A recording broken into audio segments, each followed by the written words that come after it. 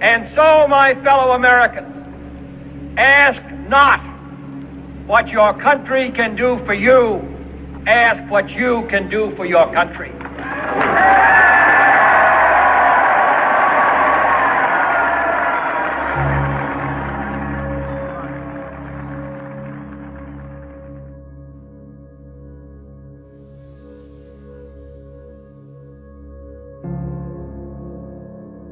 We live in the greatest country in the world.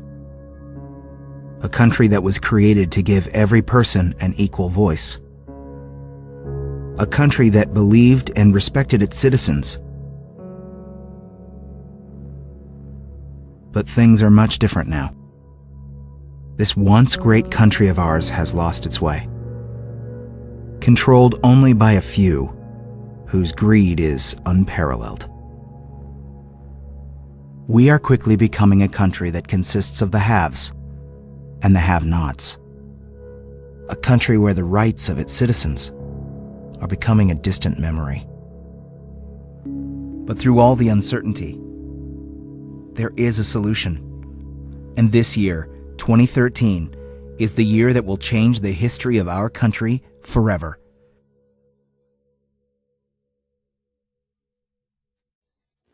Our national debt is approaching $1 trillion. A few weeks ago, I called such a figure, $1 trillion, incomprehensible. And I've been trying ever since to think of a way to illustrate how big $1 trillion really is. And the best I could come up with is that if you had a stack of $1,000 bills in your hand, only 4 inches high, you'd be a millionaire. $1 trillion would be a stack of $1,000 bills 67 miles high.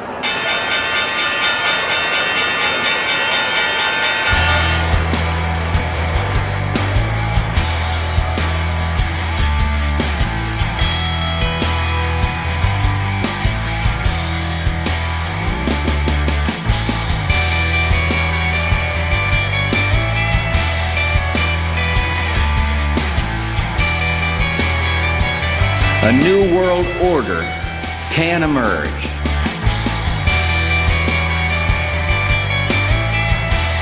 Auto sales are way up. Home sales at a record high. Business investment in equipment is growing at 7 times the rate of the previous 4 years. Shares opened at $9 and jumped to $97 on its first day of trading. I saw stocks go up 30 and 40 points a day. If you don't get on this technology boom, you're going to just be left in the dust. You're going to miss the whole thing. It means we use the mighty muscle of the federal government in combination with state and local governments to encourage owning your own home. In this amazing world of instant global communications, the free and efficient movement of capital is helping to create the greatest prosperity in human history. Real estate could be the key to your future. Houses are selling like hotcakes. Yeah, that makes 12 straight months of positive sales. Houses with no money down. Another house with no money down. 3 cars, 2 motorcycles, a boat, clothes, jewelry, vacations. It all came tumbling down. This is an extraordinary period for America's economy. Over the past few weeks, many Americans have felt anxiety about their finances and their future. Credit markets have frozen. Major financial institutions have teetered on the edge of collapse, and some have failed. The Dow traders are standing there watching in amazement, and I don't blame them. It was the worst day on Wall Street. Can't look at it after you buy it. It's so horrible. But the stock market is now down 21%. This market is as volatile as you'll ever see. I have never live looked at the Dow Jones Industrial Board and seen a 600-point loss. Let's talk about the speed with which we are watching this market deteriorate. This was 1 week, Maria. This market took 5 years to go higher. It's now down 40%. We haven't seen anything like this probably since the Great Depression, I think it's fair to say. Life, as most Americans know it, is about to change. The impact of this recession is real, and it is everywhere. We're in the last days of this country surviving. This is not a recovery, it's merely a cover-up. People are disgusted, people are upset, and yet all the news is sunny. The economy is not recovering, it's getting sicker. We are repeating the mistakes of the Great Depression. We need to bring production back to America. There's not going to be a middle class in 10 years. The class division is between the top 1% and everybody else. CEO pay soars while workers' pay stalls. Food inflation. Gas goes up, milk goes up, trains go up. How am I supposed to live? We're going to have a collapse much worse than 2008, but unfortunately, that's part of the cure. We have serious structural imbalances that need to be corrected. In response to the nationwide decision by all U.S. banks to increase interest payments on all school loans to over 16%, students gathered today to burn their student loan documents in protest. The Fed's decision last week to initiate QE6 sent commodity prices soaring, and as a direct result, we're seeing triple-digit inflation numbers in food. China's largest credit rating agency downgrades U.S. Treasuries to junk status, and Moody's downgrades the U.S. Treasury yet again. On top of that, S&P warns of another downgrade of the U.S. dollar if debt ceiling isn't raised to $25 trillion. I'll come back and they tell me you fired. And I'm saying, what for? I didn't do anything. Walmart, the largest employer in America, just announced that they will be cutting 23% of their workforce. At the same time, the U.S. government is reporting an unemployment rate of higher than 14.3%, which is a 58% increase from last year's numbers. For the first time in U.S. history, a Treasury auction fell short of buyers, causing rates to spike over 11% today, its largest increase in over a decade. Panic in the bond markets has ensued. This morning, the Fed announced QE9 for $1.9 trillion, bringing the total stimulus for 2016 to $3.6 trillion. They try to claim that the stimulus bill worked, and I just look at all of the polling data, and no one believes it. It's like a sugar fix, like a sugar high, fueled only by the Fed. New numbers from the government today showed unemployment rising again. Our national debt is now approaching $20 trillion, and the Federal Reserve just announced that we are unable to pay the interest on our debt. Once an unthinkable event has now become a reality, and chaos has now broken out everywhere.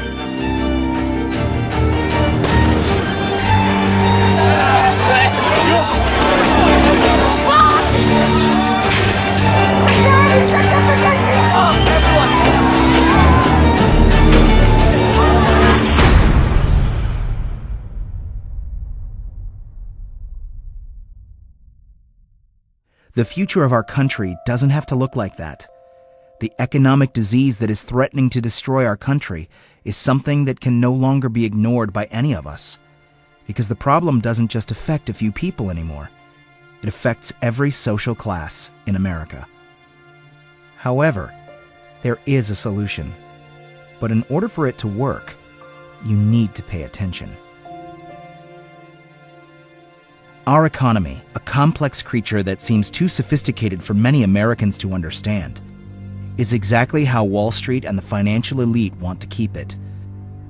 The less you know, the more they get away with. And we don't have to look back too far from today to see it firsthand.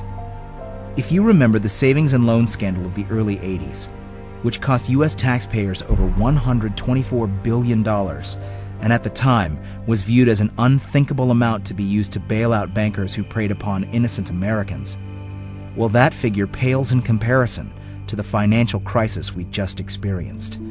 The economic collapse of 2008 was the worst since the Great Depression, and according to a new report from Better Markets, a pro-financial reform organization, the crisis cost Americans over $12.8 trillion. Tens of millions of Americans also lost their savings, their jobs, and their homes. The savings and loan crisis, which was infinitely smaller, resulted in thousands of executives going to jail for committing fraud against the American public. When trillions of dollars were lost as a direct result of the 2008 crisis, not one executive was sent to jail, and not one has been held accountable. The corruption in Washington has reached epic levels thanks to the financial sector's employment of over 3,000 lobbyists, more than 5 for each member of Congress. Even when taxpayer money was used to bail out these institutions who caused irreparable damage to our country, they refused to give us full transparency on who was receiving our hard-earned dollars. So my question to you is, will you tell the American people to whom you lent $2.2 trillion of their dollars? Will you tell us who got that money and what the terms are of those agreements? Hundreds and hundreds of banks, any bank or that has access to the U.S. Federal Reserve's discount. Will you tell us who they are? No. Recently, Frontline produced a must-see documentary called The Untouchables, which investigated why Wall Street's leaders have escaped prosecution from any fraud related to the sale of bad mortgages. I was really upset about what went on Wall Street that brought about the financial crisis. Not only almost destroyed the financial system of the United States, almost destroyed the financial system of the world. That doesn't happen if there isn't something bad going on. But today, more than 4 years since the financial crisis of 2008, there have been no arrests of any senior Wall Street executives. The Justice Department has indicted something like 2,000 to 3,000 people that were making the loans, the loan originators. Right. Shooting fish in a barrel. That's what that is. No bankers have gone to jail. Yeah. That surprise you? No. It doesn't surprise me. In order to begin to understand how this could happen in one of the greatest countries in the world, we need to go back to the 1970s. During this time is when we begin to see an extraordinary expansion of wealth to the top 1% and a major inequality gap develop. Currently, the wealth disparity in America is worse than it has ever been and is now higher than any developed country. For the first time in history, average Americans have less education and are less prosperous than their parents. Now, the top 1% of Americans control over 40% of all the wealth in the U.S. They control an aggregate net worth that is greater than the bottom 90% of individuals combined. To fully understand this historic wealth transfer, it's important to look at a chart of the money supply in America during this time. What this chart represents is how many U.S. dollars there are in existence. As you can see, in the 1970s, we see an enormous increase in U.S. paper dollars that exist. As we get closer to present day, we begin to see the explosion in currency creation due to the recent bailouts of the financial sector. The expansion of dollars in circulation may sound like a good thing to you, but it's not. It's simply a supply and demand equation. So don't let this confuse you, and don't be intimidated by it. If there's too much of something, its value becomes less. The more money that is being printed, the less your money is worth. The less your money is worth, the more expensive things are around you. This is called inflation. And as a result, things like food, gas, clothes, and healthcare become a larger and larger portion of your monthly expenses. This is why the poor and middle class are affected the most by inflation. If the dollar's value is destroyed when more money is printed, then who wins when this happens? In a financial system that is engineered to make the rich even richer and the average stay the same, the only people who can benefit in a country that is destroying its own currency are the financial elite of the country. The Washington Post found the following. Since the 1970s, the median pay for executives at the nation's largest companies has more than quadrupled, even after adjusted for inflation. Over the same period, pay for a typical non-supervisory worker has dropped more than 10%. The abuse of our financial system has been ongoing for decades, but it has never been as blatant as it was during the 2008 collapse. As the currency supply reached extreme levels, money was flowing around the financial system like water. The elite banking institutions took full advantage of this opportunity and created enormous amounts of wealth for themselves and their companies. And in the end, when the music stopped, the taxpayer was left holding the bag, and they walked away with trillions in bonuses and pay packages. Stan O'Neill, for example, the CEO of Merrill Lynch, which was on the brink of failure before it was acquired by Bank of America, received $90 million. After driving his firm into the ground, Merrill Lynch's board of directors allowed him to resign, and he collected $151 million in severance. O'Neill's successor, John Thain, was paid $87 million in 2007, and in December of 2008, 2 months after Merrill was bailed out by U.S. taxpayers, Thane and Merrill's board handed out billions in bonuses. In 2009, as unemployment hit its highest level in more than 17 years, Morgan Stanley paid its employees over $14 billion, and Goldman Sachs paid out over $16 billion. This gross display of greed, during a time when our country was experiencing the worst financial collapse since the Great Depression, goes to show you the arrogance these institutions maintain. They control our money supply, and now they control much of our government as the divide between Wall Street and Washington has all but gone away.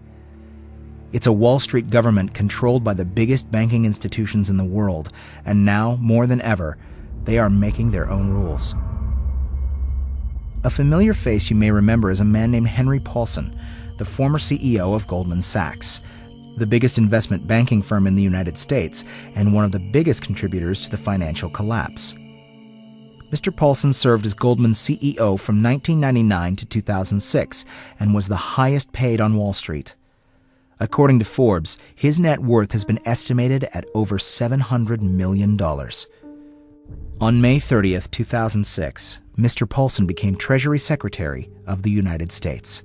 By doing so, Paulson was forced to sell his $485 million of Goldman stock, but because of a law passed by the first President Bush, he didn't have to pay taxes on it, and it saved him over $50 million. This is just another example of how the divide between Wall Street and Washington has become non-existent, and as a result, some of the same banking institutions that created the 2008 collapse are now even bigger than they were before the crisis. So, what was it about the early 1970s that set us off on this perilous journey that is destroying everything our forefathers set out to create? For decades, our country's monetary system was based on what is called the gold standard. This helped our nation thrive during the Industrial Revolution and made us the center of economic power that we are today, even making the dollar the world's reserve currency. What a gold standard represented was that our money meant something. It wasn't just a piece of paper with some ink printed on it. Prior to 1971, the dollar was on the gold standard, which simply meant that every single dollar had a portion of gold stored at the U.S. Treasury. A dollar was essentially a gold certificate, or a claim on gold. Only a certain amount of money could be printed according to how much gold we had in reserves at the U.S. Treasury.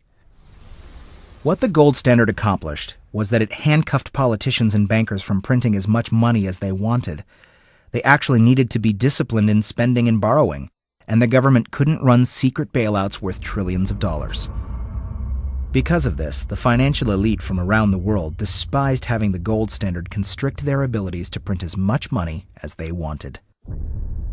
Gold was a fixed money supply, expanding with the economy at a very stable rate, but the bankers wanted a money supply that they controlled in order to increase their profits, loans payable to them, and debt that they could create out of thin air.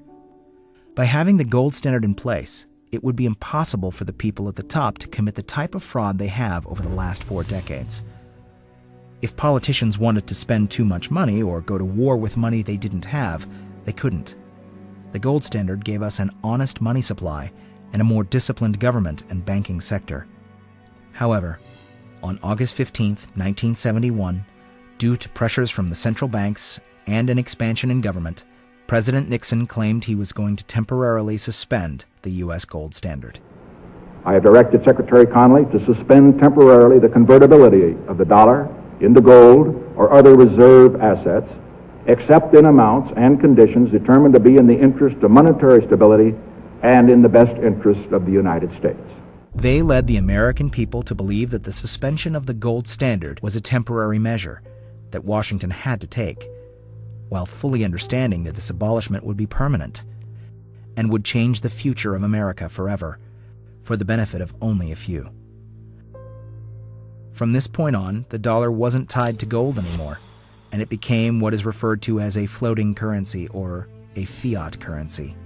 Now, with nothing constraining its creation, our money supply exploded and all bets were off. Our currency was now prisoner to a few elite banking institutions that could create money as they deemed necessary. Abolishing the gold standard was the last hurdle for the financial elite to overcome. From here on out, the money poured in for the top 1% of our country and changed the course of America forever. This destroyed the value of our currency for the majority of us, while a small percentage made fortunes. This was the beginning of the extreme divide between the rich and the poor in our country. This historic increase in our money supply created the perception of a boom, but the living standards for the majority of Americans have collapsed, while those at the top have flourished. The destruction of our dollar is why it now takes 2 incomes just to support a family. As the government continues to expand the money supply, this scenario will only get worse for the majority of Americans if we don't begin to create change now. We need to restore the gold standard and put the handcuffs back on the politicians and elite bankers so this can never happen again. If we don't act now, the end result will be the collapse of the entire middle class and complete civil chaos. If you don't believe this is an issue that affects you, think again. No matter what your occupation is, you get paid in dollars, you save in dollars, and you value your assets in dollars. This affects you whether you like it or not, and the financial elite of our country control your future. Whoever controls the volume of money in any country is absolute master of all industry and commerce. And when you realize that the entire system is very easily controlled, one way or another, by a few powerful men at the top, you will not have to be told how periods of inflation and depression originate. President Garfield was assassinated just weeks after making this statement. Without a return to the gold standard, you and your family will continue to be robbed by the financial elite of this country. We must demand a gold standard immediately and take back control of this once great nation. And here is how we're going to do it. On September 4th, 2013, we are going to deliver to the steps of Congress the biggest petition this country has ever seen that demands the return to the gold standard. This petition will be located at goldstandard2013.org and will be signed by millions of Americans just like yourself. We are targeting some of the most influential celebrities in America to use their voices to expose the gold standard and the impact it will have for generations to come. They have the ability to spread this message to millions of Americans with a single click, and we need their help in taking this message nationwide. Then, we're going after the individuals that can help make change, the policymakers. No matter what side you're on, this is something we can all agree on. When inequality has become so apparent in this country that there are hundreds of thousands, if not millions of people demanding a solution, like restoring the gold standard, the United States government has no choice but to address the issue. We've identified the policymakers that can help make the gold standard become a reality, so we are focusing on them. On our website, we've made it easy to call them, write them directly, meet with them to get their attention. And that's what we intend to do.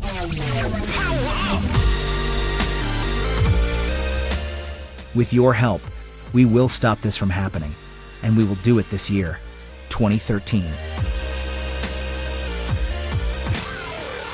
We the people will post this video on every social website, blog, media outlet, message board, chat room that we can find.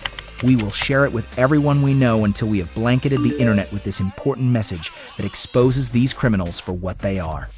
Then, on September 4th, 2013, we will march to the steps of Congress and deliver to the Obama administration and to Congress one of the largest petitions this country has ever seen. This is the day we will make history. This is the day we will take back control of our country. For decades, the American financial system was stable and safe. But then something changed. Washington and the financial industry turned its back on society, corrupted our political system, and plunged the world economy into crisis, destroying many lives without remorse. It's always been that the decisions made by the people with the money and the power dictated the priorities of their government and economy. They create the future as they see it, for only the benefit of a select few. Without the gold standard constraining the mass creation of our currency, we will always be prisoners to the financial elite of this country, and that's unacceptable. We have reached a crucial time in our country's history where what we do or don't do right now will affect every generation to come. The financial system that is designed to benefit only a select few is at the root of our crisis, and that needs to change. They will tell us that reinstating the gold standard will not work, and that the ways to solve our country's problems are too complicated for us to understand. They will tell us that they will make the right choices to create change, and that from here on out, everything will be fine. Yet at the same time, they will spend billions fighting reform. But now, we are more connected and more powerful than ever, and we will fight for equality for every social class in America. It's turning the system upside down, and it changes everything. Restoring the gold standard won't be easy, but if we succeed, we will have saved the future of our country for ourselves, our children, and for future generations. And that's worth fighting for.